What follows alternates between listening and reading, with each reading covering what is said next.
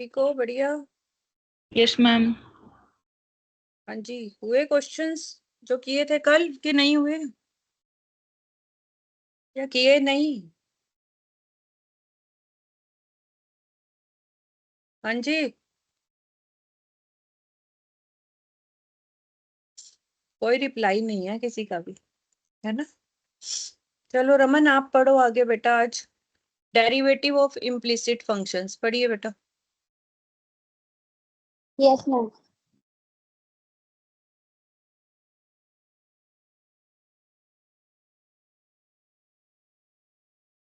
हाँ जी, स्टार्ट करो रमन। एक मिनट करती हूँ।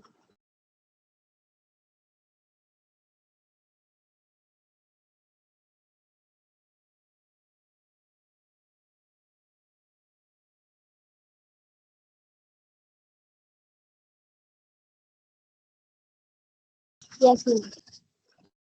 If x, y is equal to 0, define y as a derivable functions of x. Then differentiation is terms w r c x. The idea will be with clear from respect to x. बेटा इसको पढ़ते हैं with respect to x. क्या पढ़ते हैं? with respect to x. Okay, ma'am. हाँ जी, The हाँ जी। ideas will be clear from the given illustration. हाँ, वो कहते हैं कि अगर आपका x और y इम्प्लिसिट फंक्शन है, अभी तक हम पढ़ रहे थे y is a function of x। Implicit function वो होता है बेटा जिसमें दोनों मिक्स हो जाते हैं। अब देखो x भी आ रहा है बीच में, x y भी आ रहा है, 3x की 4 x square Y 3y cube. अब इसका आपने डेरिवेटिव निकालना है, दैट इज इम्प्लिसिट फंक्शन, ठीक है। लेकिन हमने लिखना क्या होता है? Derivative with respect to x। हमें हमेशा विद रिस्पेक्ट टू x ही निकालना होता है।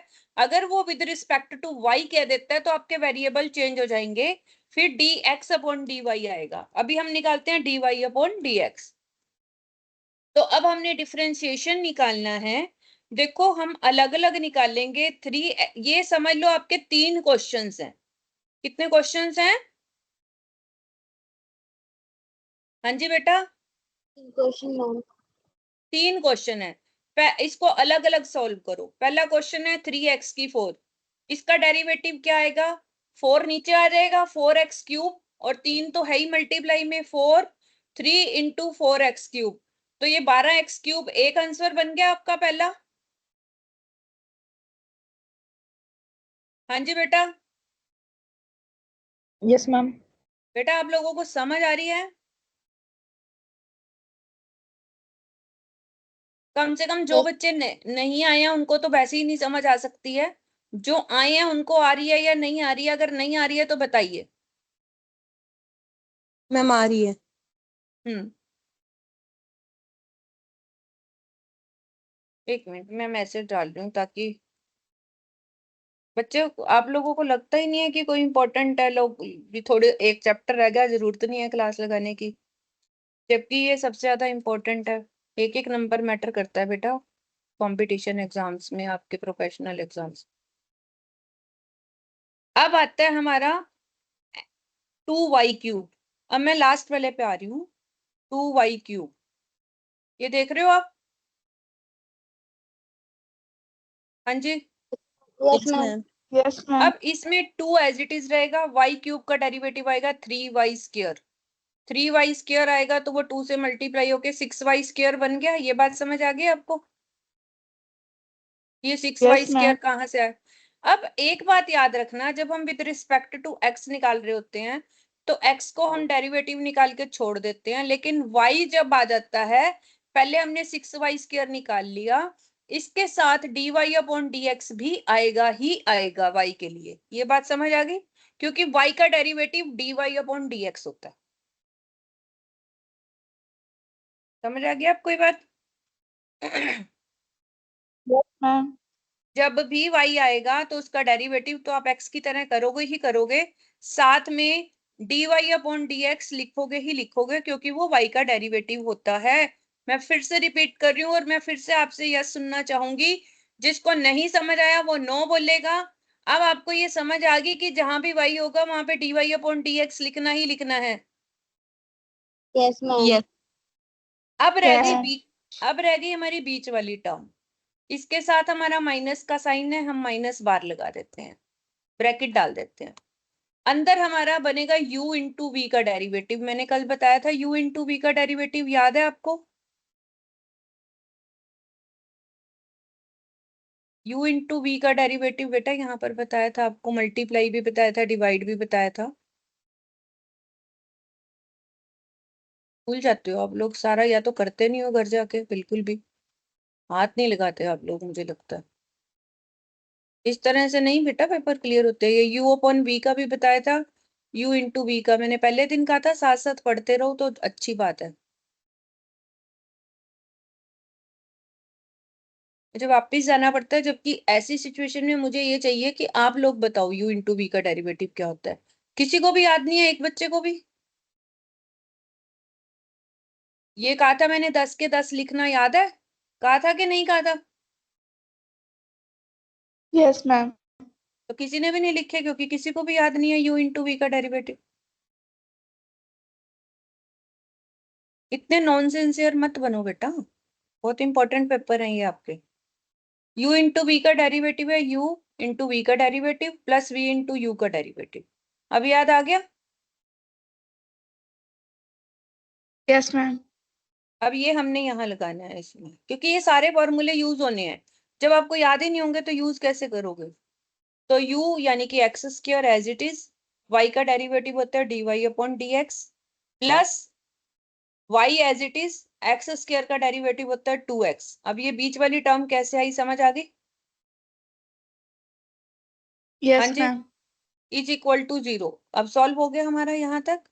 अब हमने क्या करना है, हमें dy अपॉन dx निकालना है ना। तो हम क्या करेंगे, dy अपॉन dx वाली टर्म्स को इकट्ठा कर देंगे। यहाँ पर बचेगा 6y square minus x square, और जो 12 क्यूब और 2xy है इसको दूसरी साइड ले जाएंगे, फिर इसको इसके नीचे ले आएंगे, और ये आपका dy अपॉन dx का आंसर आ जाएगा। हुआ क्लियर या नहीं? Yes ma'am. पर बिना प्रैक्टिस के कुछ नहीं होगा। क्लियर हो गया? मैं समझ सकती हूँ, जिसने हाँ बोली है उसको क्लियर हो गया होगा, जिन्होंने हाँ नहीं बोली उनका तो पता ही नहीं वो बैठ के कर क्या रहे हैं। लेकिन मैं फिर भी ये बता दूं कि बिना आपके खुद के हाथ से किए मैथमेटिक्स नहीं होने वाला।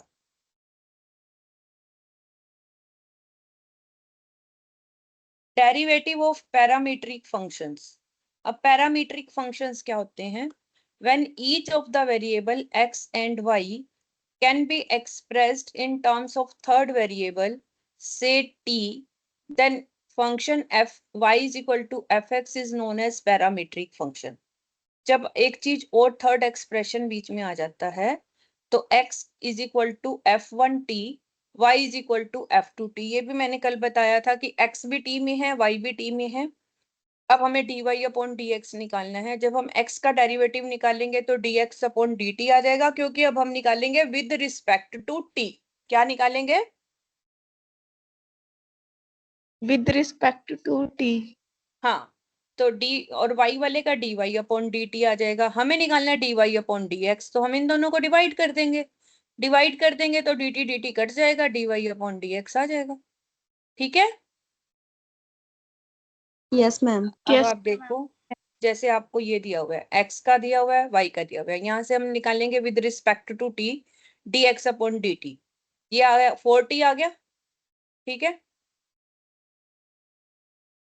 समझ आ गया आपका? ये 4t है ना, तो इसका डेरिवेटिव 4 आ जाएगा। Yes ma'am. और dy अपॉन dt, ये 2 नीचे उतर जाएगा, 2 2 जा 4, 4t आ गया। ओके, फिर हम इन दोनों को डिवाइड करेंगे, 4 से 4 कट जाएगा, dy अपॉन dx हमारा t आ जाएगा। आ गई बात समझ? मैम हाँ, मैम उन्होंने x is equal to 4t लिखे है, मुझे x ਉਹਦੀ वैल्यू पुट करनी है 4t मैम। नहीं बेटा, आपने x वाले का अलग डेरिवेटिव निकालना है, y वाले का अलग डेरिवेटिव निकालना है, फिर दोनों को डिवाइड कर देना है। Okay ma'am.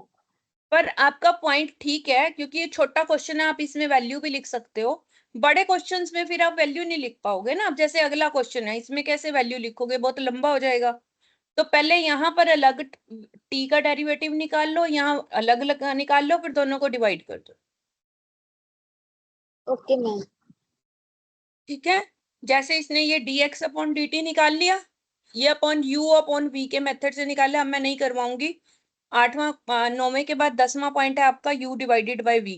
जैसे u इंटू v का निकाला है ना, u अपॉन v का भी था, नीचे v का स्क्वायर आ जाता है, ऊपर v as it is u का derivative minus u as it is v का डेरिवेटिव। ठीक है, ये फॉर्मूला है आपका ऊपर 10 नंबर पे, देख लेना। समझ आ गई? कौन सा फॉर्मूला लगा रही हूँ मैं? Yes, u ma'am. Upon v। ठीक है, समझ आ रही है? Yes, Yes, ma'am. Yes. u upon v का फॉर्मूला होता है नीचे v का स्क्वायर, यानी कि नीचे 1 प्लस टी क्यूब है, उसका स्क्वायर आ गया, ऊपर v एज इट इज, पहले u का डेरिवेटिव, इसका u है अब 3a, इसका डेरिवेटिव 3a आ जाएगा, फिर माइनस करके u एज इट इज नीचे वाले का डेरिवेटिव, क्योंकि 1 का डेरिवेटिव तो 0 हो जाएगा, टी क्यूब का डेरिवेटिव 3t स्क्वायर हो जाएगा। इसको सॉल्व करेंगे, ये आपका dx अपॉन dt आ गया। इसी तरह हम dy अपॉन dt निकालेंगे, इसमें भी वही करेंगे, v का square, v as it is u का derivative minus u as it is v का डेरिवेटिव, ये आ जाएगा। फिर हम इन दोनों को डिवाइड करेंगे, ये नीचे वाला 1 प्लस टी क्यूब का स्क्वायर कट जाएगा, बाकी चीजें फैक्टर बना के फिर आपका ये आंसर आ जाएगा अल्टीमेटली। अब प्रैक्टिस आप लोगों को करनी है, मैं आपकी प्रैक्टिस नहीं कर सकती। ठीक है, भाई बात Yes, समझ ma'am. बच्चे, आप लोगों को प्रैक्टिस आपको ही करनी है। हाँ जी, सेकंड ऑर्डर डेरिवेटिव। सुनैना आप पढ़िए। Yes, ma'am.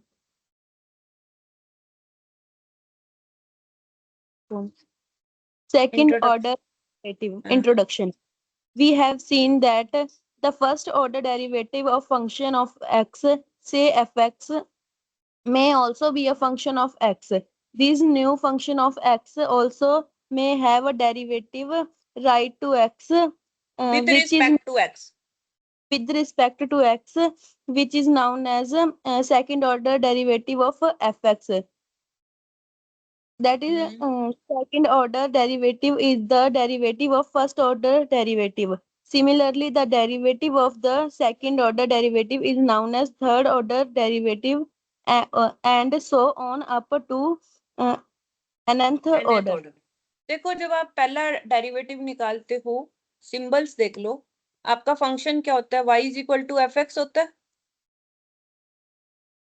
यही फंक्शन होता है ना स्टार्टिंग में हमारा। Yes, y ma'am. Is a function of x, जैसे y is equal to x की 4, ये फंक्शन हो गया हमारा। ठीक है, Yes, ma'am. फिर हम फर्स्ट ऑर्डर डेरिवेटिव निकालते हैं, जिसको हम क्या लिखते हैं? dy अपॉन dx, या फिर f डैश x लिखते हैं, या y1 लिखते हैं। जब हम डेरिवेटिव निकालते हैं उसको हम क्या लिखते हैं? dy अपॉन dx, या f डैश x, या y1। ये क्लियर हो गया? Yes, ma'am. फिर हम उसका दोबारा ma'am. डेरिवेटिव निकालते हैं, डेरिवेटिव का फिर से डेरिवेटिव निकालेंगे तो वो सेकंड ऑर्डर डेरिवेटिव हो जाएगा। वो क्या हो जाएगा? D square Y upon D x square. Y के ऊपर स्क्वायर नहीं लगाना, डी स्क्वायर, क्योंकि हम एक्स का डेरिवेटिव निकाल रहे हैं ना। D square Y upon D x square, या हम इसको लिखेंगे एफ डबल डैश एक्स या y2। क्लियर हो गया? Yes, इसको Yes, पढ़ेंगे ma'am. कैसे? d2 y by D x square, इस तरह से इसको पढ़ना है। क्लियर? इस तरह से आप सेकंड ऑर्डर के बाद थर्ड ऑर्डर भी निकाल सकते हो। देखो ये कह रहा है सिमिलरली सेकंड ऑर्डर के बाद आप थर्ड ऑर्डर भी निकाल सकते हो, फोर्थ ऑर्डर भी निकाल सकते हो, फिफ्थ ऑर्डर भी निकाल सकते हो, जितने मर्जी ऑर्डर निकाल सकते हो। उसका डेरिवेटिव का डेरिवेटिव करते चले जाओ। समझ आ गई? yes, ma'am. अब Yes, ma'am. जितना उसने पूछा, आपके सेकंड ऑर्डर से ज्यादा पूछेगा नहीं, तो सेकंड ऑर्डर तक ही पूछेगा। जैसे इसने सेकंड ऑर्डर का डेरिवेटिव पूछा है, तो y is equal to x की पावर 4 का डेरिवेटिव जो फर्स्ट होता है d, ये तो y आ गया। ठीक है, फिर हम dy अपॉन डी एक्स लिखेंगे, 4 नीचे आ जाएगा, 4x क्यूब। यहाँ तक क्लियर हो गया? Yes, ma'am. फिर हमने सेकंड डेरिवेटिव निकालना है, यानी कि 4x क्यूब का फिर से डेरिवेटिव निकालेंगे, तो अब 3 नीचे आ जाएगा, ऊपर स्क्वायर हो जाएगा, 4 3 जा 12x स्क्वायर आ गया। Yes, ma'am. अब 12x स्क्वायर का अगर ये थर्ड ऑर्डर पूछ लेता, तो फिर 2 नीचे आ जाएगा, 12 2 जा 24x आ जाएगा, थर्ड ऑर्डर। ठीक है। Yes ma'am. और फोर्थ ऑर्डर में 24 आ जाएगा। तो ऐसे जितने ऑर्डर ये पूछे आप निकाल सकते हो, बट पेपर में सेकंड ऑर्डर से ज्यादा पूछेंगे नहीं, ठीक है। Yes Okay, ma'am. आपके सिलेबस में सेकंड ऑर्डर तक ही है, तो यही है सेकंड ऑर्डर। पहले एक डेरिवेटिव निकालो, फिर दोबारा निकाल लो, वो सेकंड ऑर्डर होगा, ठीक है। तो implicit functions and parametric form इकट्ठे आ गए दोनों। उसमें भी वैसे ही करना है, पहले इसका डेरिवेटिव निकाल लो इम्प्लिसिट फंक्शन का, फिर जो डेरिवेटिव आ गया आपका उसका फिर दोबारा से डेरिवेटिव निकाल लो, और क्या करोगे, यही होना है, ठीक है। बट प्रैक्टिस ओके बहुत मैम। ज्यादा चाहिए डेरिवेटिव के चैप्टर में, आप लोग कर नहीं रहे हो, मैं देख रही हूँ। आपने अभी तक फॉर्मूले याद नहीं किए हैं, बहुत ज्यादा प्रैक्टिस चाहिए। आगे हमारा revenue and cost function.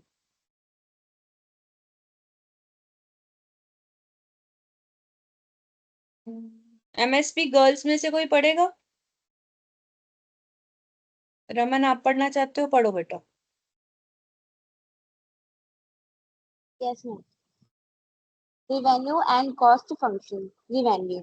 The term revenue refers to the receipt obtained by a firm from the sale of certain quantities of a commodity at various price. The revenue concept relates to total revenue, average revenue, and marginal revenue. Total revenue. Total revenue refers to the total amount of money that the firm receives from the sale of its product. Thus, total revenue is equal to the quantity sold multiplied by the selling price of the commodity. Algebraically, total revenue can be written as total revenue price multiplied quantity, where very total good. revenue TR is equal to total revenue, P is equal to price per unit, Q quantity sold. Average value. Average revenue can be obtained by dividing the total revenue by the number of units sold. Thus, average revenue can be written as average revenue total revenue divided by total quantity sold. ठीक Thus, है। average revenue is the price of the commodity. Marginal revenue. Marginal revenue is the next revenue earned by the selling one additional unit of the product produced. In other words, marginal revenue is the addition made to total revenue by selling one additional unit of the commodity. Putting it is algebraic expression, marginal revenue is the addition to total revenue by selling and plus one unit of the product instead of the n unit therefore. पढ़ो बेटा, पूरा पढ़ो आगे। Marginal revenue is equal to, Yes, ma'am. Sunaina आप पढ़ो, ठीक है। Ma'am, next we is नहीं बेटा, यहीं से marginal revenue is equal to difference in total revenue.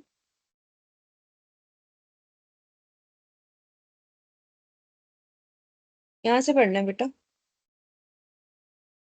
हाँ जी मैम। बेटा यहाँ से पढ़ना है, marginal revenue is equal to ma'am difference in.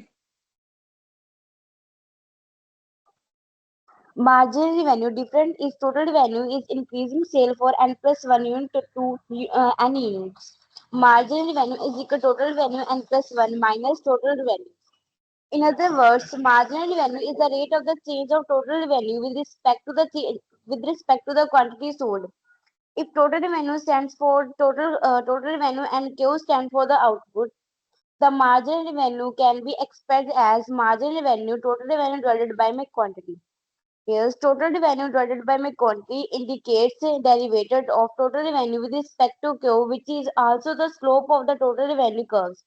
Thus, if total revenue is given to us, we can find out marginal revenue at various levels of output by finding the slopes of the corresponding points on the total revenue curve. देखो बच्चे, आपने economics में भी पढ़ा होगा कि total revenue क्या होता है, एवरेज रेवेन्यू क्या होता है और मार्जिनल रेवेन्यू क्या होता है। तो यहाँ भी वही चीज है, सेम है, कोई डिफरेंस नहीं है। रेवेन्यू का मतलब होता है हमें जो पैसे मिलते हैं सेल करके कोई भी चीज को, that is called our revenue. Different different price पे हम डिफरेंट डिफरेंट चीजें बेचते हैं।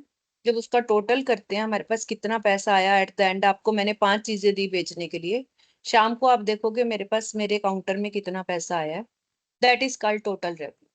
तो टोटल रेवेन्यू का मतलब है total amount of money that the firm receive from sale of its products. तो total revenue is equal to quantity multiply by selling price, ठीक है, price into quantity that is total revenue. ये clear हो गया? ठीक है, हाँ जी Yes, बेटा। ma'am. Yes, और ma'am. एवरेज रेवेन्यू क्या होता है? जितना पैसा आपने कमाया। कई बार क्या होता है, हम सेम चीज बेच रहे होते हैं, किसी कस्टमर को हम 5 रुपए का डिस्काउंट भी कर देते हैं, किसी से 10 रुपए फालतू भी ले लेते हैं, सेम प्राइस नहीं होता है। उसके लिए हमने क्या करना है, एट द एंड हम देखेंगे हमारे पास कितने पैसे आए, टोटल रेवेन्यू हमारा कितना आया, और हमने कितनी आउटपुट सेल की, कितनी कितनी यूनिट सेल की, उसको डिवाइड करेंगे तो हमारा एवरेज रेवेन्यू आ जाएगा। Means total revenue P Q divided by Q, ठीक है।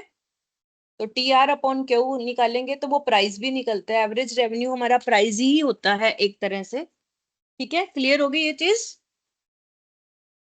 Yes, ma'am. Yes, ma'am.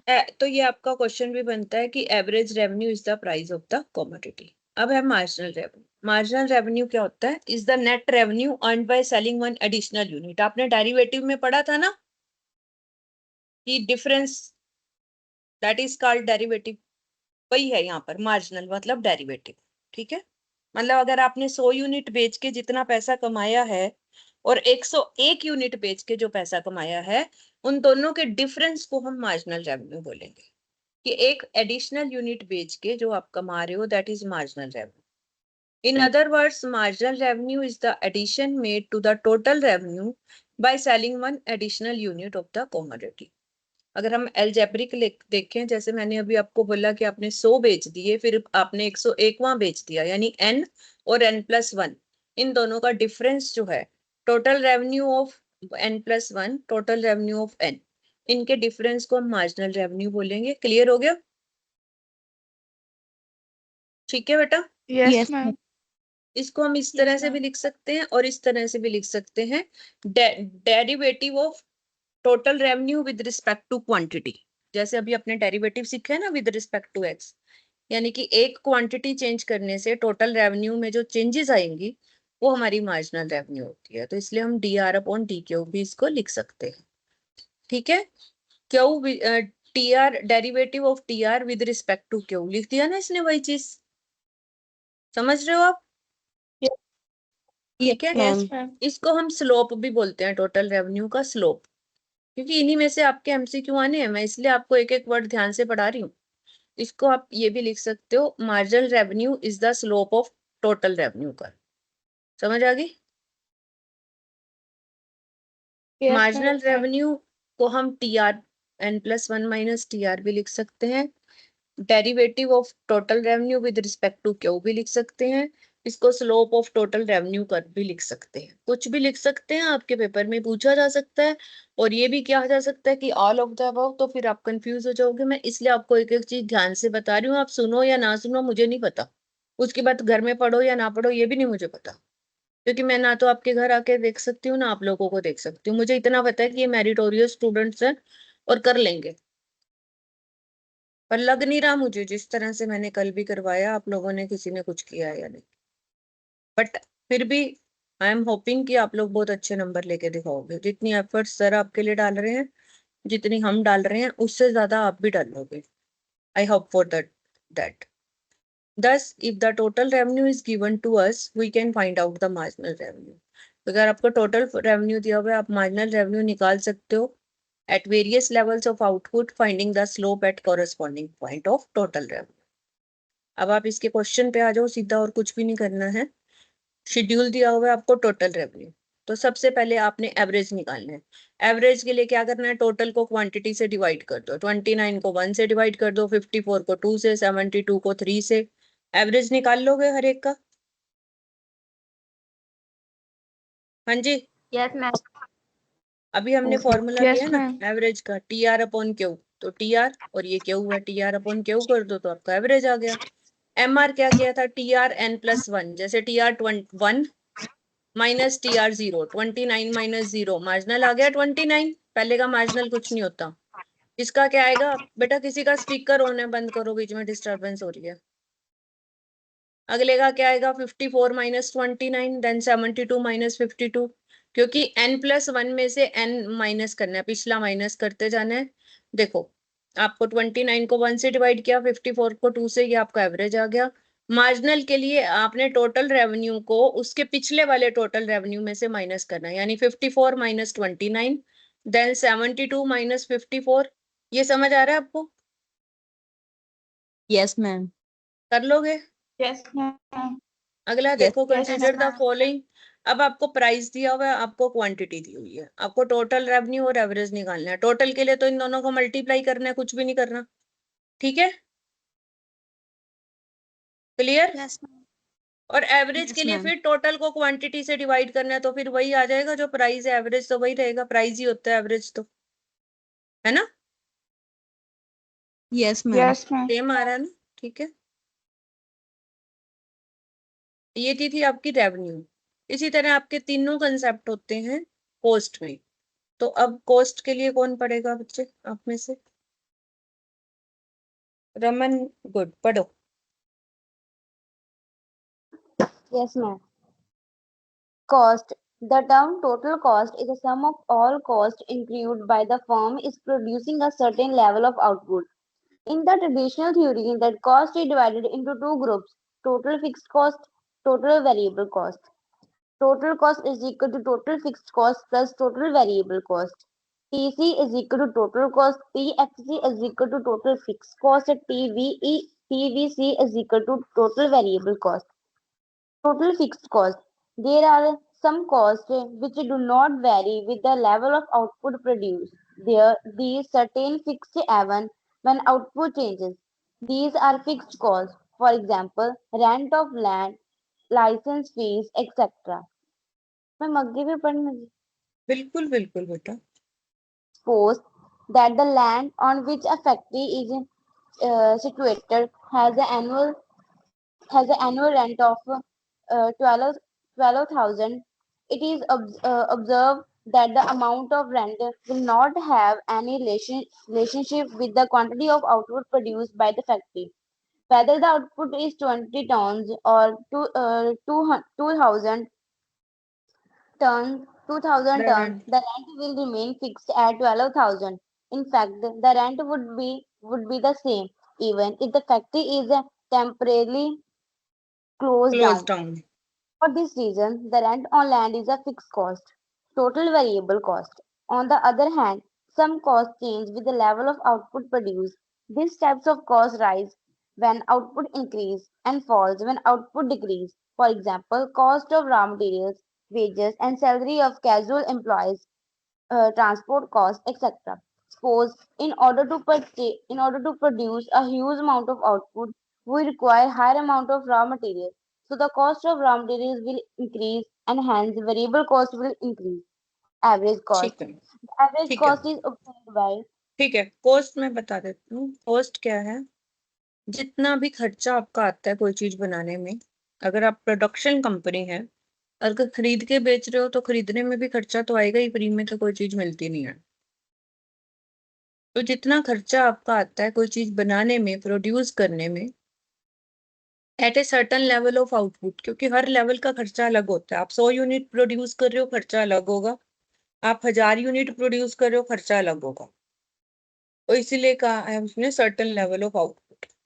In traditional theory वो ये कहता है कि कॉस्ट जो है हमारी दो हिस्सों में बढ़ती है, fix cost and variable cost. Total cost is equal to total fix cost, TFC total fix cost, TVC total variable cost. अब फिक्स कॉस्ट क्या होती है? जो वेरी नहीं करती लेवल ऑफ आउटपुट से। देखो लेवल ऑफ आउटपुट आपको यहाँ याद रखना है। जैसे मान लो आपके पास एक फैक्ट्री है, आप 100 यूनिट बनाओ या 1000 यूनिट बनाओ, उसका जो किराया है मान लो आपने 12,000 रुपये देना है, लाइसेंस फीस देनी है, ये सब फिक्स होती है, rent of land, license fees. ठीक है, तो ये एग्जांपल है फिक्स कॉस्ट के जो आपसे एमसीक्यू में पूछे जा सकते हैं। Rent of land and license fees दोनों ही आपके एग्जांपल हैं फिक्स कॉस्ट के। लाइसेंस फीस क्या होती है? जैसे आपको गाड़ी चलाने का लाइसेंस चाहिए या कोई चीज प्रोड्यूस करनी है, आपने केमिकल या फिर कोई दवाई बनानी है, उसका भी लाइसेंस चाहिए होता है। लाइसेंस के पैसे उतने ही लगते हैं, चाहे आप 100 यूनिट बनाओ, चाहे 1000 बनाओ, चाहे लाख बनाओ, चाहे ना बनाओ। इसी तरह आपने लैंड ले ली या फैक्ट्री ले ली, उसका किराया है 12,000 रुपये। किराया 12,000 ही लगेगा, चाहे आप उसमें कुछ भी काम करो या ना करो। चाहे आप उसमें 20 टन प्रोडक्शन करो या 2000 टन प्रोडक्शन करो, रेंट तो आपका 12,000 ही रहेगा या चेंज हो जाएगा? टेम्परेरी, हाँ टेम्परेरी आपकी फैक्ट्री बंद हो रही है, उसमें कोई प्रोडक्शन नहीं हो रही, जैसे कोरोना में भी बंद हो गई थी या वैसे कोई स्ट्राइक होगी कुछ भी है, तो भी आपको 12,000 किराया तो देना ही पड़ेगा ना, कि नहीं? Yes ma'am. तो Yes, जो ma'am. चीज फिक्स रहती है जिसको हम चेंज नहीं कर सकते वो फिक्स कॉस्ट होती है। ऑन द अदर हैंड कुछ कॉस्ट ऐसी होती हैं जो लेवल ऑफ आउटपुट के साथ चेंज होती हैं, उनको हम वेरिएबल कॉस्ट कहते हैं, जो वेरी करती हैं। वेरिएबल का मतलब वेरी, फिक्स का मतलब फिक्स। तो ये जैसे जैसे हमारी प्रोडक्शन बढ़ती है ये भी खर्च हो जाती बढ़ती रहती है, इसका आता है। और अगर प्रोडक्शन कम होती है तो इसका खर्चा भी कम हो जाता है। इसमें है रॉ मटेरियल। रॉ मटेरियल क्या होता है? अगर आप कोल्ड ड्रिंक की केन बना रहे हो तो वो केन होती है ना जिसके अंदर कोल्ड ड्रिंक डली होती है ना? तो अब देखो Yes, अगर आप ma'am. 100 केन बनाओगे तो 100 का खर्चा आएगा, 1000 बनाओगे तो 1000 का आएगा, नहीं बनाओगे तो नहीं आएगा। तो वेरी कर रहा है ना अब उसका खर्चा, cost of raw material. Yes, ma'am. समझ आ गई? Yes. इसी तरह wages and salaries of casual employ. Casual क्यों लिखा है इसने? क्योंकि जो परमानेंट एम्प्लॉय होता है वो तो चाहे आपकी फैक्ट्री बंद है, काम हो रहा है नहीं हो रहा, उसको तो आपको वो फिक्स में आ जाएगा, क्योंकि उसको तो उतनी तनख्वाह देनी पड़ेगी, देनी पड़ती है ना तनख्वाह, जो Yes, फिक्स ma'am. होता Yes. है। लेकिन जो कैजुअल लेबर होता है वो हम तभी बुलाते हैं जब हमें जरूरत होती है, नहीं जरूरत उसकी छुट्टी है, उसको डेली बेस पे वेजेस देते हैं, तू आज काम करने आया आज के पैसे ले जा, कल नहीं आया नहीं ले। तो वो कैजुअल एम्प्लॉय जो होते हैं वो वेरिएबल में आते हैं। ट्रांसपोर्ट कॉस्ट, जितना आपका ट्रैवल चलेगा उतने खर्चा आएगा, नहीं चलेगा तो नहीं आएगा। तो ये सब वेरिएबल कॉस्ट हो जाती है। Suppose in order to produce huge amount of output, we require high amount of raw material, और रॉ मटेरियल बढ़ेगा तो वेजेस उतने लोग भी चाहिए काम करने के लिए। मैम हाँ जी बेटा। मैम कैजुअल एम्प्लॉयज रिपीट करूंगी जी। बेटा कैजुअल वर्कर वो होते हैं जिनको हम दिहाड़ी पे लगाते हैं, अपनी सिंपल लैंग्वेज में अगर हम पंजाब हरियाणा की लैंग्वेज में देखें तो दिहाड़ी पे मजदूर को बुलाते हैं, ओके मैम। तो वो कैजुअल लेबर होती है। उसको तभी दिहाड़ी मिलेगी जिस दिन वो आएगा, जिस दिन नहीं आएगा उस दिन आप उसको पैसे नहीं दो, ठीक है? तो जब हम फैक्ट्री में आप देखते हो ना लोग काम कर रहे होते हैं, तो जो परमानेंट एम्प्लॉय है, आपने एक अकाउंटेंट को बिठा दिया, आपका आपका 1 यूनिट बने, 0 बने, 1000 बने, 2 लाख बने, अकाउंटेंट को तो आपको सैलरी देनी ही पड़ेगी, वो आपकी फिक्स एक्सपेंडिचर है। पर जो दिहाड़ी पे मजदूर आप बुलाते हो उसको कैजुअल लेबर बोलते हैं प्रोडक्शन के लिए। तो वो मजदूर आएगा तो उसको पैसे मिलेंगे, नहीं आएगा तो नहीं मिलेंगे, वो आपकी कैजुअल लेबर होगी। अब आपको ज्यादा काम करना है तो ज्यादा मजदूर बुलाओगे, नहीं करना है कम करना है तो कम बुलाओगे, तो फिर खर्चा भी उस हिसाब से ही होगा ना, ठीक यस है? मैम। अब आता है एवरेज कॉस्ट। एवरेज कॉस्ट क्या है? वही टोटल को आउटपुट से डिवाइड कर दो, एवरेज आ गया।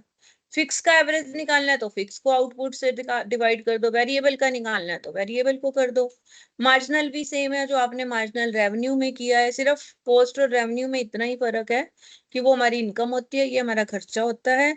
कॉस्ट जो रेवेन्यू है वो सिर्फ रेवेन्यू होती है, कॉस्ट के 2 हिस्से होते हैं, फिक्स और वेरिएबल, जो मैंने आपको अच्छी तरह से समझा दिया। बाकी मार्जिनल वही है, n+1 माइनस n कर सकते हैं, या डेरिवेटिव से निकाल सकते हैं, या स्लोप भी कह सकते हैं इसको, ठीक है? ओके, समझ आ गई?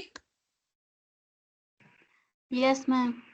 It yes is ma'am. Worth it is worth noting, ये ध्यान से देख लो, that marginal cost is independent of fix cost. Marginal cost सिर्फ वेरिएबल की होती है, फिक्स की नहीं होती है, ये बात याद रख लो। ये आपका एमसीक्यू बन रहा है, फिर मत कहना मैं एक एक एमसीक्यू आपको बता रही हूँ जो जो बन रहा है। आपकी मार्जिनल कॉस्ट जो है वो फिक्स्ड कॉस्ट से इंडिपेंडेंट होती है। फिक्स कॉस्ट से इंडिपेंडेंट का मतलब क्या है?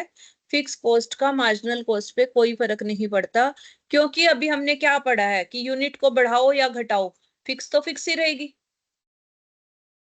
समझ आई? Yes, Yes, ma'am. ma'am. तो यस मैम। फिक्स चेंज नहीं होती है लेवल ऑफ आउटपुट से, इसलिए नो मार्जिनल फिक्स कॉस्ट कोई वर्ड नहीं होता, क्योंकि कुछ नहीं होता, मार्जिनल सिर्फ वेरिएबल कॉस्ट की होती है। अब आता है प्रॉफिट। प्रॉफिट क्या है? Revenue minus cost is profit, इतना तो आपको पता ही है, ठीक है। Yes, ma'am. In order to obtain maximum amount of output, we differentiate the profit function with respect to output. अब अगर हमें प्रॉफिट का डिफरेंशिएट करना है तो हम निकालेंगे विद रिस्पेक्ट टू आउटपुट। चाहे हमने कॉस्ट का निकाला तो भी विद रिस्पेक्ट टू क्वांटिटी था, रेवेन्यू का भी, प्रॉफिट का भी। And set equation equal to 0, first order derivative को हम 0 के साथ निकालेंगे तो वो हमारा मैक्सिमम फंक्शन आ जाएगा। समझ आ गई? और second, then we find the second order, second order derivative is less than 0, then we can conclude that profit is maximized. अब इस बात को समझने की कोशिश करो, मैं आगे आपको एग्जांपल से समझाती हूँ। पहले आपने डेरिवेटिव निकालना है प्रॉफिट का, अगर तो वो 0 आ गया, समझ आई, उसको 0 के बराबर रखना है, आएगा नहीं, 0 के बराबर रखना है, उससे आप x की वैल्यू निकालोगे, फिर सेकंड ऑर्डर निकालोगे, फिर वो पुट करके अगर वो लेस देन 0 आती है तो फिर आप कहोगे कि हमारा प्रॉफिट मैक्सिमम है। The profit is maximum at the equilibrium point under perfect competition. देखो यहाँ पर आपका क्या, जहां पर आपका मार्जिनल रेवेन्यू और मार्जिनल कॉस्ट बराबर होगी, आपने लिख लेना है marginal revenue minus marginal cost. Marginal revenue क्या थी हमारी? dr अपॉन dq, और मार्जिनल कॉस्ट क्या थी? dtc upon dq। ये अगर आपकी 0 है तो वहां आपका मैक्सिमम प्रॉफिट होता है, ये बात याद रख लो, ये आपका एमसीक्यू बन रहा है। समझ आ गई? Yes, ma'am. देखो इसने ये क्वेश्चन में भी लिखा है, ये जो आपका पॉइंट मैंने बीच में से लिखा है ना, फर्स्ट ऑर्डर सेकंड ऑर्डर, ये क्वेश्चन में दोबारा समझाऊंगी, उसकी टेंशन मत लो।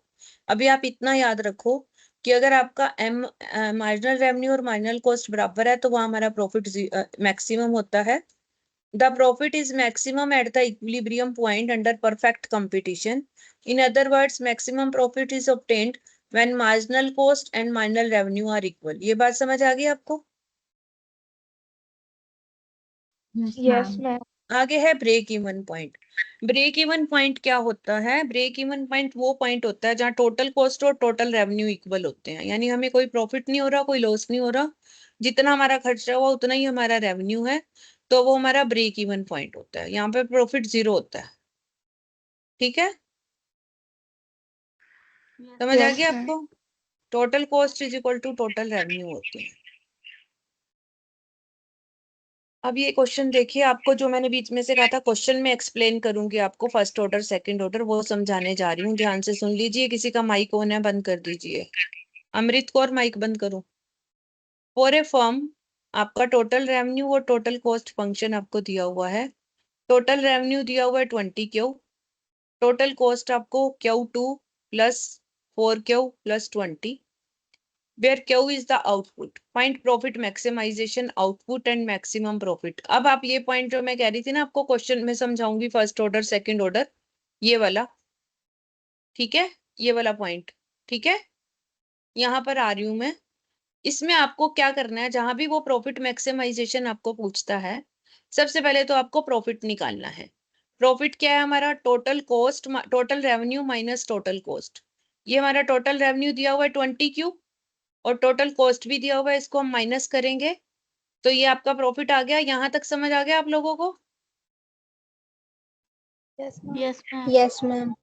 फिर उसने ये Yes, कहा ma'am. था कि प्रॉफिट का डेरिवेटिव निकालो, first order derivative with respect to Q, first order derivative with respect to Q.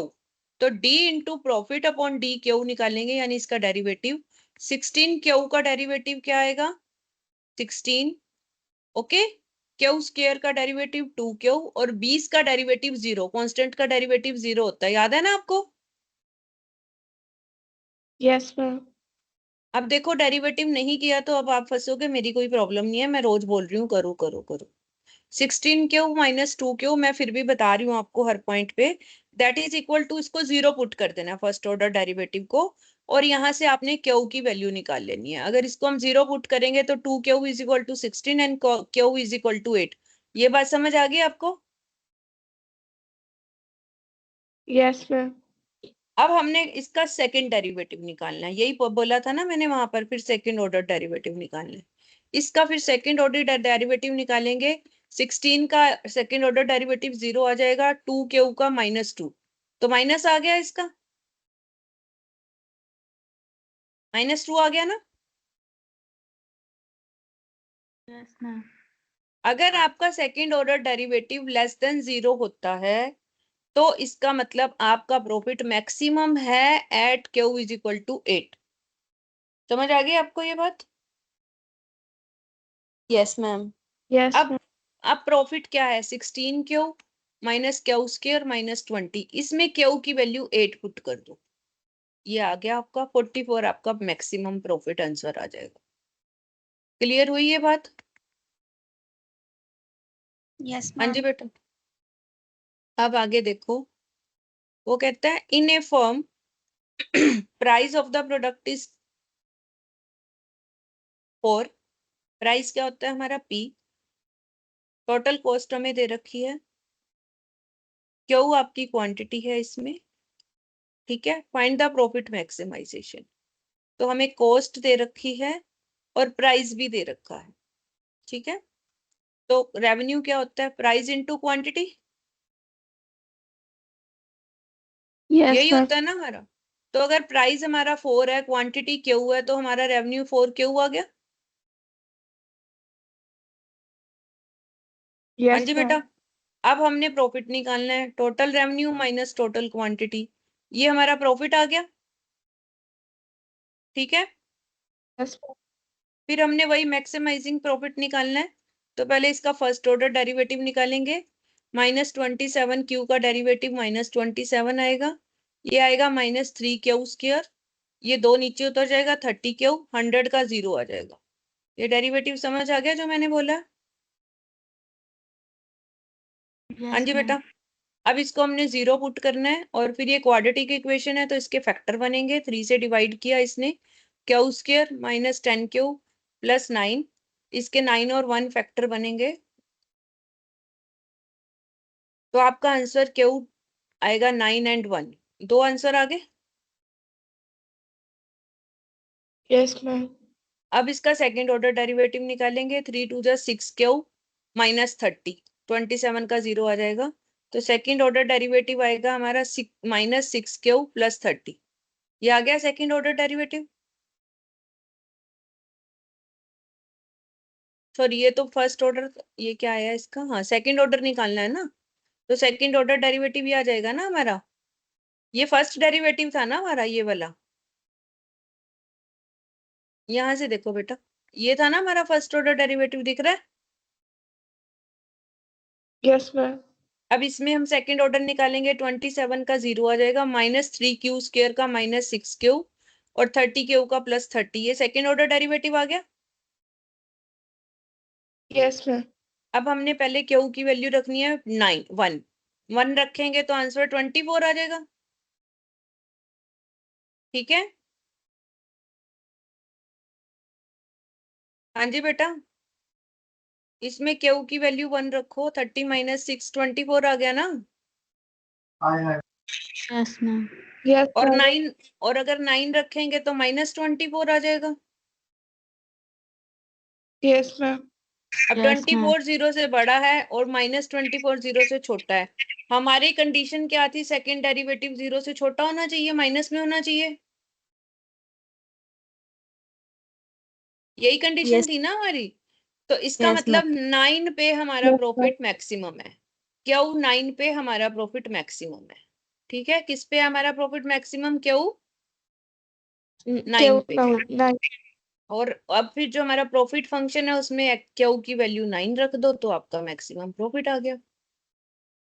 आई बात समझ या नहीं आई? Yes, ma'am. हाँ जी बेटा। मैम आ गई थी। समझ। बस Yes, इसी ma'am. तरह से आपको ये क्वेश्चन करने हैं।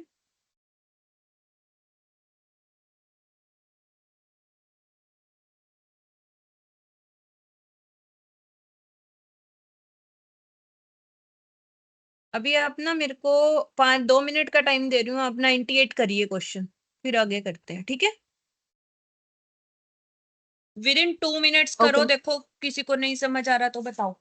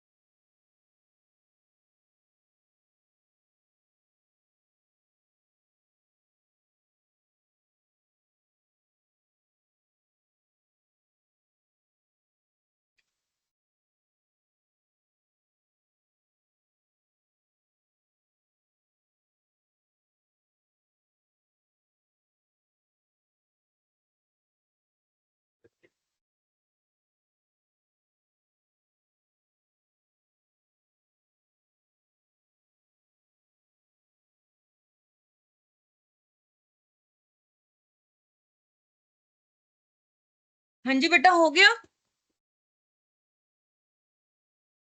Yes, ma'am. किसी का डाउट तो नहीं है इसमें?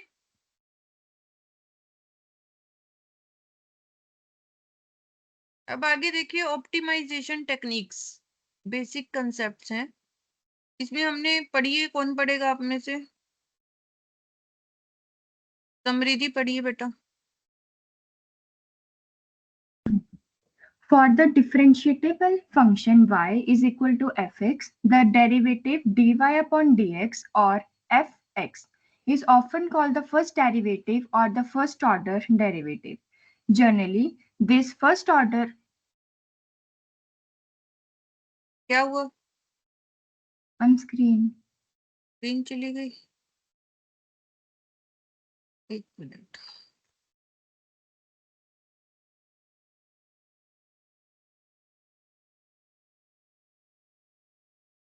अच्छा, दूसरी स्क्रीन लग गई है ना?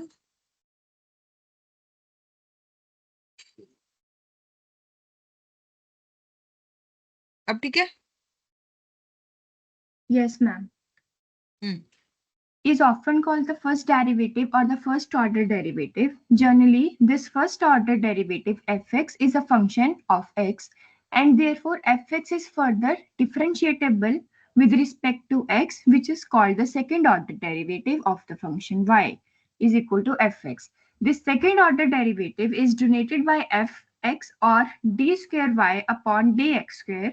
In the same manner, if fx is be differentiable, then we can obtain the third order derivative fx or d cube F y triple upon X, देखिए यहाँ एफ एक्स है, एफ एक्स हमारा function होता है, देखो F X हमारा function होता है, D Y upon D X यानी एफ डैश एक्स हमारा डेरिवेटिव फर्स्ट ऑर्डर होता है, डी डबल डैश एक्स से D square Y upon D x square हमारा सेकेंड ऑर्डर डेरिवेटिव होता है, D triple dash X D cube Y upon D x cube हमारा third order derivative होता है। इसी तरह हम एन ऑर्डर तक निकाल सकते हैं। क्लियर है?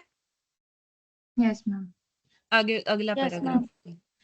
The first and second order derivatives are much used in the graphical analysis. First derivative of the function at any point measure the slope of a function at particular point. If fx is greater than 0 for all the values of x in the domain of the function, then we can say that fx rises continuously from left to right. But we know that the function which rises continuously is monotonically increasing function. Thus, the condition of a function to be monotonically increases is that the function first derivative must be positive all through. Similarly, a function y is equal to fx is said to be monotonically decreasing is fx less than 0 for all the x. In short, the condition of monotonically for a function y is equal to fx either fx देखो greater than 0 or ठीक है fx बेटा, less than 0. ठीक है। देखो बेटा, वो ये सिंपल कह रहा है कि आपने डेरिवेटिव निकालना है, first derivative F dash x. अगर आपका वो पॉजिटिव आ रहा है तो आपका मोनोटोनिकली इंक्रीजिंग फंक्शन है और वो लेफ्ट से राइट ऊपर चली जाती है लाइन। जो ग्राफ बनाते हैं ना, ऊपर लेफ्ट से राइट ऊपर जाती है ना लाइन, वो स्लोप अपवर्ड होता है ना। जब एक्स की वैल्यू बढ़ Yes, रही ma'am. होती है, वाई की भी बढ़ रही होती है ना, सप्लाई फंक्शन। ठीक है? और अगर Yes, आपका ma'am. डेरिवेटिव लेस देन 0 है, माइनस में आ रहा है, तो वो मोनोटोनिकली डिक्रीजिंग फंक्शन हो गया। दैट इज इट, यही स्लोप होता है आपका। अब जैसे F X is equal to 2x है, इसका डेरिवेटिव 2 आ जाएगा, 2 इज मोर देन 0, तो ये इंक्रीजिंग फंक्शन है। ठीक है? क्लियर? अगर आपका -6x Yes. है तो -6 आ गया, it is decreasing function. Clear हो गया? Yes, ma'am. Yes, आगे बढ़ो ma'am. बेटा, कंटिन्यू करो बेटा आगे। Yes, ma'am. To know whether a function is increasing at a constant rate or at increasing rate or at decreasing rate, we perform the second order derivative. The अब ये nature of point देखो बेटा, एक minute पहले, sorry, ये point ध्यान से पढ़ो। वो कहता है कि इंक्रीजिंग है या डिक्रीजिंग है, ये तो हमें पता चल गया। ठीक है? क्लियर? ये हमें फर्स्ट डेरिवेटिव से पता चल गया कि हमारा फंक्शन इंक्रीजिंग है या डिक्रीजिंग है। yes, ma'am. फिर हमने Yes. ये देखना है कि इंक्रीज किस रेट से हो रहा है। क्या वो कांस्टेंट रेट से इंक्रीज हो रहा है, क्या वो इंक्रीजिंग रेट से इंक्रीज हो रहा है, क्या वो डिक्रीजिंग रेट से इंक्रीज हो रहा है। इसी तरह अगर डिक्रीज हो रहा है तो क्या वो कांस्टेंट रेट से डिक्रीज हो रहा है, क्या वो इंक्रीजिंग रेट से डिक्रीज हो रहा है, क्या वो डिक्रीजिंग रेट से डिक्रीज हो रहा है। तो उसके लिए हमें सेकेंड ऑर्डर डेरिवेटिव निकालना पड़ेगा। क्या निकालना पड़ेगा?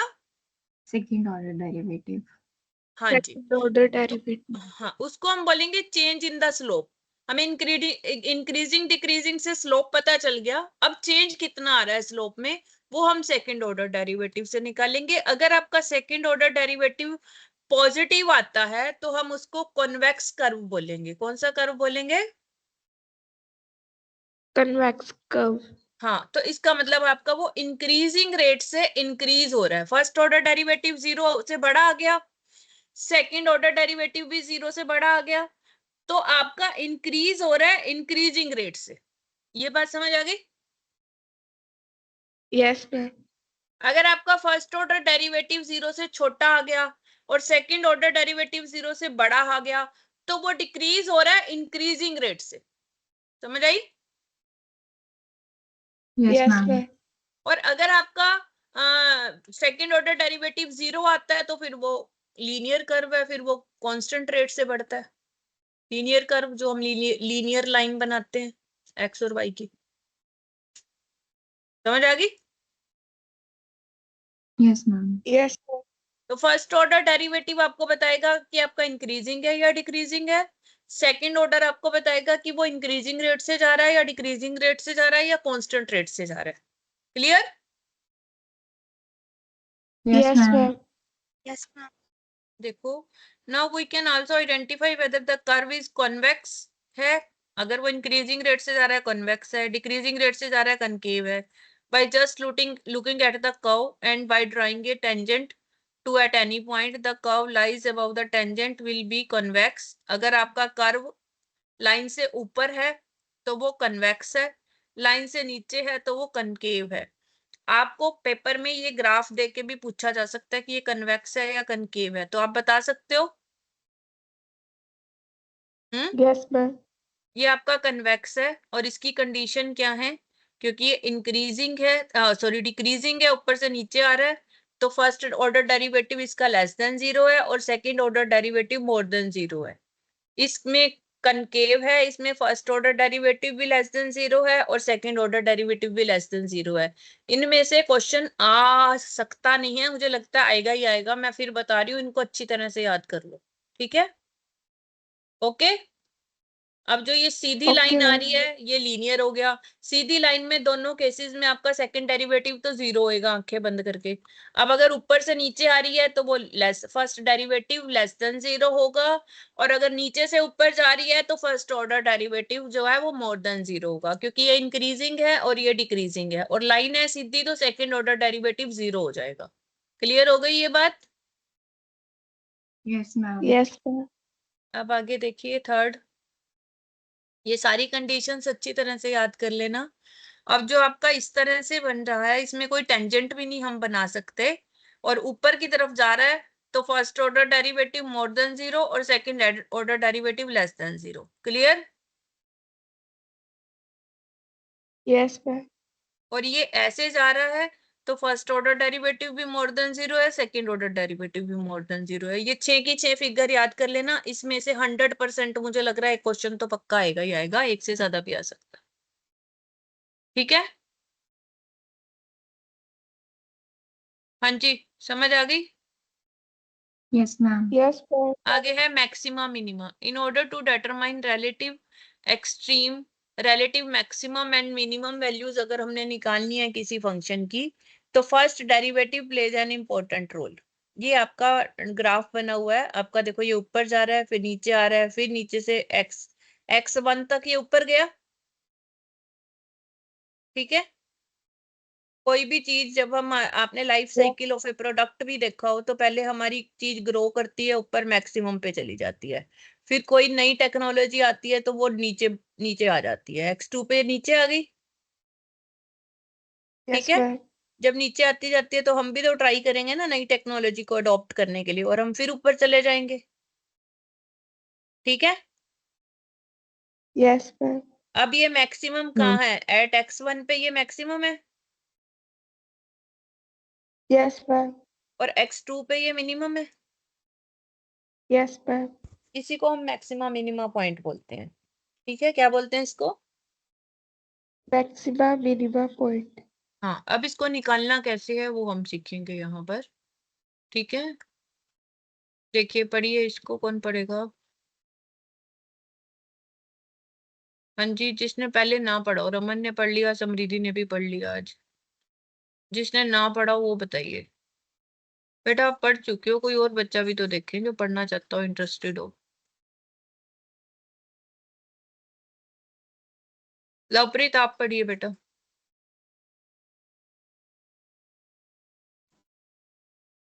In the figure 7 given here, the function y x is attaining the maximum value at the point A, where x and x power 2 and minimum value at the point B, where x equals to x2. It ठीक है appears ठीक है, that the आप बंद करो बेटा, आपके पीछे से वॉल्यूम सारी है। अब आप देखिए, आप हमने फिगर में देखा कि मैक्सिमम कहाँ है वो x1 पर और मिनिमम है x2 पर। ठीक है, हाँ जी सुनैना आगे आप पढ़िए।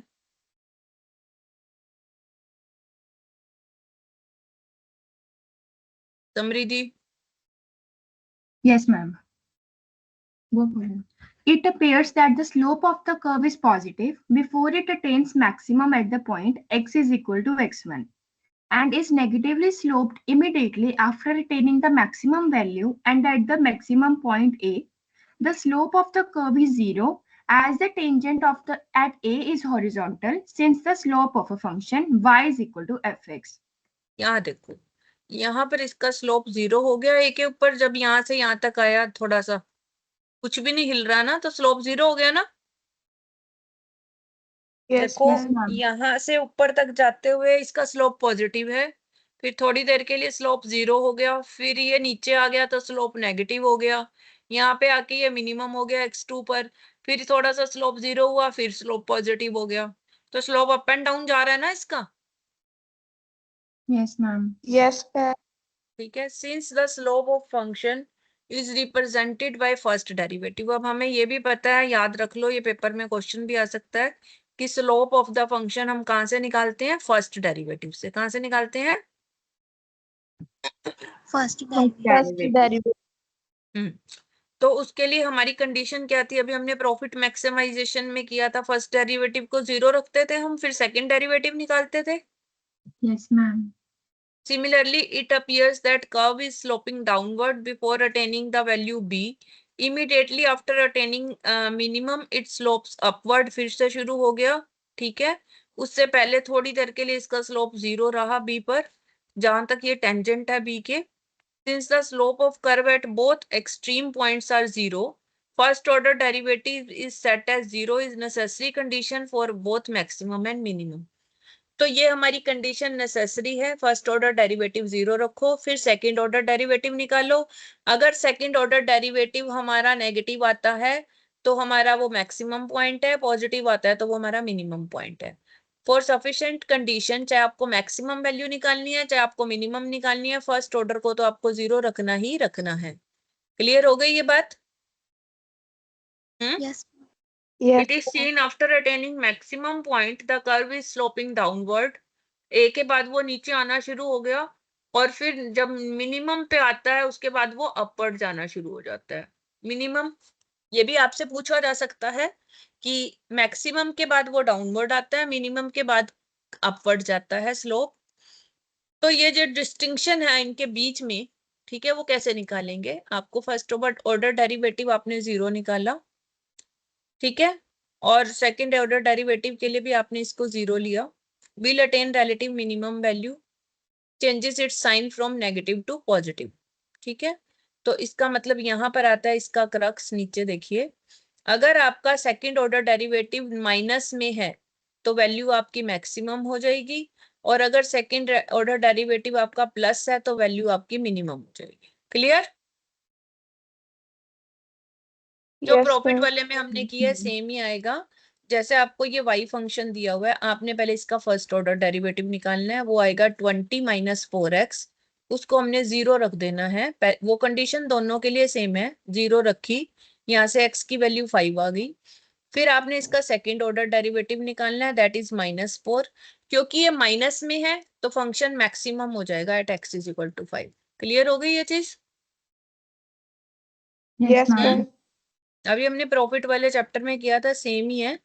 फर्स्ट डेरिवेटिव निकाला हमने, इसको 0 रखा, x की वैल्यू 4 आ गई, फिर सेकंड ऑर्डर निकाला, अब ये पॉजिटिव है तो यहाँ पर ये मिनिमम वैल्यू हो जाएगी। क्लियर है? Yes, ma'am. इसी तरह Yes, यहाँ पर ma'am. देखिए, आपने फर्स्ट ऑर्डर डेरिवेटिव को 0 रखा, उसके फैक्टर बनाए, 2 फैक्टर आ गए, जैसे हमने ऊपर 9 और 1 वाला क्वेश्चन किया था। फिर हम सेकंड ऑर्डर डेरिवेटिव निकालेंगे, वहां पर आप फिर x की वैल्यू एक बारी 1 रखोगे, एक बारी 5 रखोगे। 1 रखने से आपका आंसर -12 आ रहा है, तो वहां पर वो मैक्सिमम होगा 1 पर, और 5 पर वो मिनिमम होगा। क्लियर होगी ये बात? Yes, ma'am. हाँ जी, कोई बोलने लगा था बीच में से, किसी का डाउट है? मैम हाँ, मैम जो x इज इक्वल टू जो माइनस ले जाए फिर मैक्सिमम होगा जी। जब सेकंड डेरिवेटिव आपका माइनस आता है एक्स की वैल्यू पुट करके, देखो यहाँ पर एक्स की वैल्यू 2 आ गई, 1 और 5, फर्स्ट डेरिवेटिव को 0 रख के। Yes ma'am. फिर सेकंड डेरिवेटिव निकालना है, सेकंड डेरिवेटिव ये आ गया। Yes ma'am. इसमें एक बारी एक्स की वैल्यू 1 रखोगे, एक बारी 5 रखोगे, दो वैल्यूज आ गई, जैसे ऊपर ए और बी पॉइंट थे हमारे x1 x2। Yes ma'am. तो पहला 1 रखने से आपकी वैल्यू माइनस में आ रही है। Yes ma'am. जब सेकंड डेरिवेटिव माइनस आता है वहां पर वो फंक्शन आपका मैक्सिमम होता है, और जब सेकंड डेरिवेटिव प्लस आता है वहां वो मिनिमम होता है। Okay ma'am. बस ये पॉइंट याद रखना है, वही हमने प्रॉफिट में भी किया था, वही इसमें भी करना है। So this syllabus is over, exercise is over, now you can do your self. ठीक है,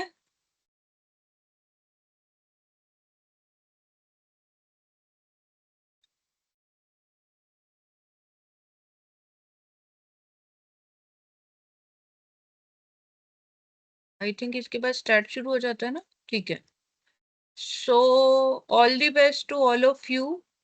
अभी हमारे पास 10 मिनट है, मैं कुछ क्वेश्चन दे रही हूँ आपको करने के लिए, करोगे? यही मैक्सिमम मिनिमम वाले ही दे रही हूँ मैं आपको, ऐसे करो 45 से लेकर 50 तक करो। 10 मिनट है आपके पास, सारे क्वेश्चन करो 45 से 50 तक। ओके, समझ रहे हो? Yes ma'am. आपने पहले फर्स्ट डेरिवेटिव निकालना है, उसको 0 रखना है, अगर आसान लेवल पे आना है थोड़ा ऊपर आ जाओ, ये कर लो 40 से 45 कर लो पहले, थोड़ा इजी वाले कर लो, 40 तो थोड़ा डिफिकल्ट लेवल लग रहा है।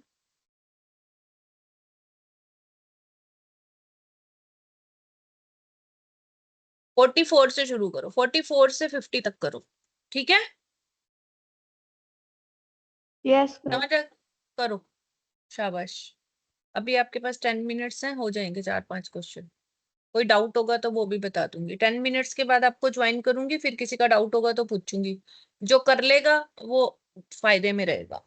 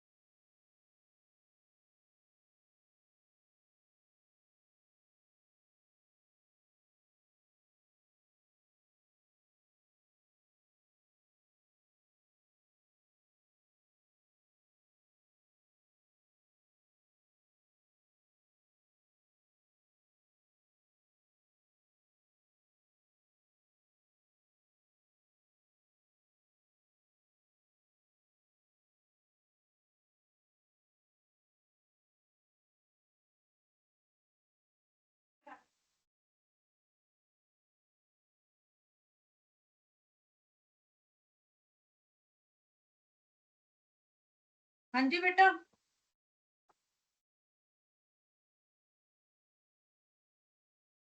हाँ जी बच्चे, हुए क्वेश्चंस? हेलो बेटा, हुए किए किसी ने? Nobody is there in the class. Ma'am 41 था। कौन सा बताना है? 41। बताती हूँ, एक 41 तो मैंने दिया नहीं था कि दिया था? नो मैम 44 से दिया था आपने। बच्चे बड़े इंटेलिजेंट हैं, कुछ करना नहीं है ना, तो जो डिफिकल्ट दिख रहा है वो पूछ लो। किस किसने किए हैं ये भी बता दो।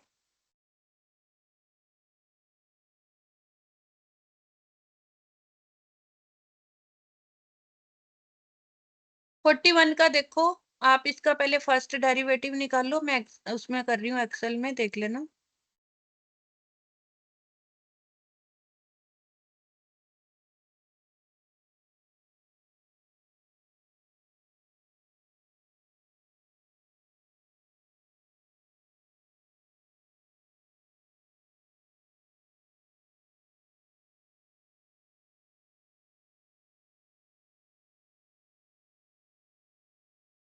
क्वेश्चन है आपका एक्स क्यूब का डेरिवेटिव क्या आएगा? 3x square divided by 3x square divided by 3 से 3 कट जाएगा, यस मैम। तो क्या बचेगा? Yes, ma'am. एक्स स्क्वायर रह जाएगा, यस मैम। X square. उसके बाद उस सेकंड है इसका प्लस 81x। 81x का डेरिवेटिव 81 नहीं -9x स्क्वायर भी है, इसका 2 नीचे आ जाएगा, 9 2 जा 18x, -18x आएगा इसके साथ, -18x, ठीक है। और 81 का 81 आएगा, 70 का 0 हो जाएगा, plus 81 plus 81 is equal to 0 put करना होता है फर्स्ट डेरिवेटिव को, ठीक है बेटा। Yes ma'am. Yes, इसके फैक्टर बनेंगे x, ये तो सीधा बन रहा है x -9 का होल स्क्वायर बन रहा है ना, a square plus b square -2ab, है ना। x स्क्वायर माइनस, आप ऐसे भी बना सकते हो, 9x फिर -9x plus 81 is equal to 0, ठीक है। Yes ma'am. फैक्टर क्या बनेंगे हाँ। इसके? x -9 and x -9 equals to 0, तो x की वैल्यू तो 9 ही आएगी, a की वैल्यू आएगी x इज इक्वल टू 9। यहां तक समझ आ गया? Yes Yes, ma'am. ma'am. अब इसका सेकंड डेरिवेटिव निकालेंगे, एक्स स्क्वायर का डेरिवेटिव आएगा 2x, 18 का -18, 81 का 0, ये आ गया। अब इसमें मैं x की वैल्यू 9 रखती हूँ, 9 2 जा 18 हो जाता है, 18 -18, तो सेकंड डेरिवेटिव तो 0 ही आ गया, है ना। Yes ma'am. तो इसका क्या पूछ रहा है ये? क्या आंसर आ रहा है इसका? सी आ रहा है क्या?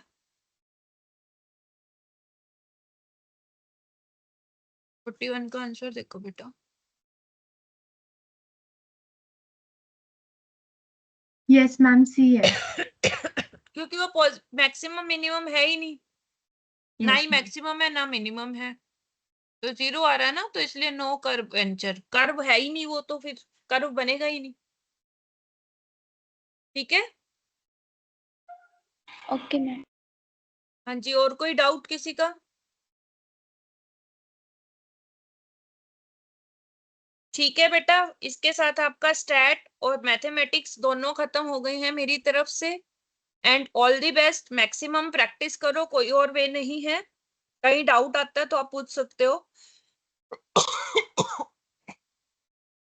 सारे एग्जाम्पल के सॉल्यूशन आपकी बुक में दिए हुए हैं, MCQ जो बैक एक्सरसाइज है उसके सॉल्यूशन भी दिए हुए हैं, आंसर्स भी दिए हुए हैं। फिर भी कोई डाउट आता है तो you can ask me at any time. And with all this, all the best, bye bye. Thank you, ma'am. Thank you, okay ma'am. बेटा, बाय बाय। Bye.